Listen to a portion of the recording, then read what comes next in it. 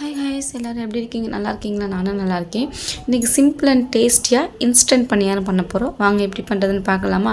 அதுக்கு ஒரு பவுல் எடுத்து வச்சு அதில் தேவையான அளவு ரவை, கொஞ்சம் தண்ணி, ஒரு 5 டீஸ்பூன் அளவுக்கு நாட்டு சுகர் போட்டிருக்கேன். அதை நல்லா போட்டு நல்லா கிளறி விட்டேன்.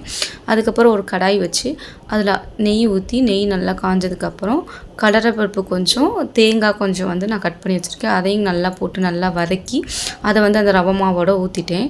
ஊற்றி அதை நல்லா எல்லா சைடும் படுற அளவுக்கு நல்லா கிளறி விட்டேன். அதுக்கப்புறம் காய்ச்சி ஆற வச்ச பாலை கொஞ்சம் ஊற்றிருக்கேன். அது ஊற்றி நல்லா கிளறினதுக்கப்புறம் நான் ஒரு 2 ஏலக்காய் தட்டி இதோட சேர்த்துக்க போகிறேன். 2 ஏலக்காய் நான் சேர்த்துக்கிட்டேன். அதுக்கப்புறம் கொஞ்சம் தண்ணி ஊற்றி கிளறி வச்சுக்கிட்டேன்.